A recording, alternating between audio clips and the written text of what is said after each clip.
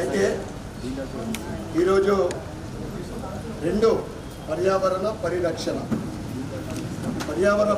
అంటే ఈరోజు ఒక 20 ఆయాసంతో 30-40 చూసినప్పుడు రోడ్లలో ఇన్ని కార్లు ఉంటుండేనా, ఇంత పొగ ఉంటుండేనా? అంటే ఇప్పుడు మనం పీల్చే కానీ సోషల్ మీడియా మీరు చూస్తూ కొందరు వాళ్ళల్లో కూడా ఏదో కలుపుతున్నారు అని అనిపిస్తుంది. అంటే పొద్దుగాలు లేచినప్పటి నుంచి కలుషిత నీళ్లు కానీ పాలు కానీ తినే కూరగాయలు పండ్లు ఆహారము ఎక్కడ చూస్తే అక్కడ పొల్యూషన్. అందుకే ఒకప్పుడు మనం హార్ట్ అటాక్లో ఇటుంటివి, ఎంత బీమార్ అంటే హార్ట్ అటాక్. ఇప్పుడు చాలామందికి చూస్తాం మనకి క్యాన్సర్లు వస్తుంది. లంగ్స్ అంటే మనం లంగ్స్ ద్వారానే మనం గాలి పిలిచి క్లాట్ వస్తుంది. క్లాట్ అంటే రక్త ప్రసరణ ఒక దగ్గర ఒక మచ్చ లెక్కనో లేకుండా ఆగిపోతుంది. ఇన్ని రకాల బీమారు. ఇక నరేంద్ర మోడీ గారు ప్రధానమంత్రి అయిన తర్వాత అంతకుముందు కాంగ్రెస్ 40 సంవత్సరాల పరిపాలన చేశారు. అందరి గురించి పట్టించుకునే నాయకుడు మనకు అందరూ అటువంటి నరేంద్ర మోడీ గారు దొరికినందుకు నిజంగా అదృష్టం. ఎందుకు అంటే ఆవాస్ యోజన కింద 4 కోట్ల ఇల్లు కట్టించింది. ఆయనకు స్వంత ఇల్లు లేదు. ఆయనకు భార్య ఉన్నదా? ఆయన ఉండేది పిల్లలరా లేదు. ఏం చేసినా ఇవాళ చేస్తున్నాడు అంటే మహిళల కోసం, యువకుల కోసం, రైతుల కోసం అనేక సంక్షేమ పథకాలు, ఎస్సీలు ఎస్టీల కోసం, బీసీల కోసం, అగ్రవర్ణాల కోసం కూడా 10% రిజర్వేషన్ ఇచ్చింది. అంటే దాంట్లో కూడా పేదలకు.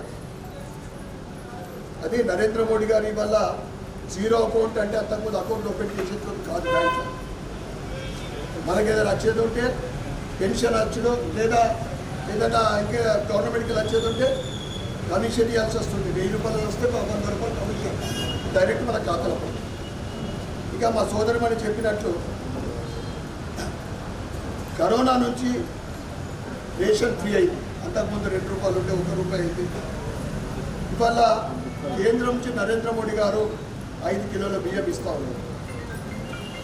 ఈ రాష్ట్ర ప్రభుత్వము 1 కిలో ఇస్తుంది. భారతీయ జనతా పార్టీ కనుక ఎందుకంటే మీ అందరి ఆశీర్వాదంతో ఎప్పుడు ఎలక్షన్లు వచ్చినా కానీ భారతీయ జనతా పార్టీ వాళ్ళు సర్వేలు చెప్తా ఉన్నాం. అయితే మొన్నటి జూన్ 5 నుంచి ఆగస్టు వరకు మనం అందరం కూడా ఇక్కడ నేను ఇంకా కూడా ఎక్స్ట్రా మొక్కలు పెట్టిస్తాను.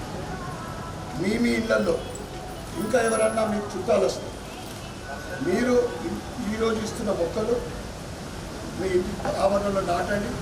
ఇంకా మీకు కావాలంటే కూడా నేను తెప్పించిన పెడతా. ఈ జూలై వరకు అంటే మాకేనా లేకపోదా అమ్మ పేరుతోటి మనకు మన ఇంట్లో ఆవరణ, మన స్నేహితుల కానీ చుట్టాలు ఇంట్లో కానీ గ్రీనరీతో ఏమైందంటే పొల్యూషన్ కంట్రోల్ అయింది. అంటే ఆక్సిజన్ విడుదలై కార్బన్ డైఆక్సైడ్ అది స్వీకరిస్తుంది చెట్లతో, గ్రీనరీతో. అందుకే గ్రీనరీ పెంచాలా.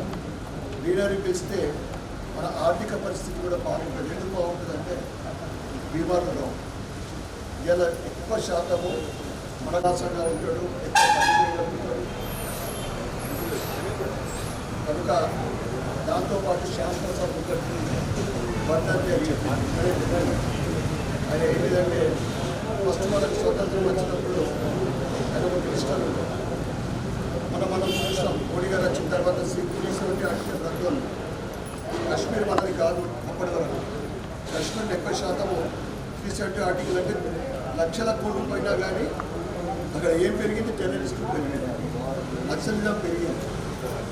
అందుకే ఆయన వర్ధంతి కూడా నిన్న మేము అందరం, మేము ఎంపీ గారు, మా పెద్దలు, మా నాయకులు, కార్యకర్తలు అందరూ కూడా చూపించి నాటడం జరిగింది. ఈ కార్యక్రమాన్ని మీరందరూ వచ్చిన సంతోషం.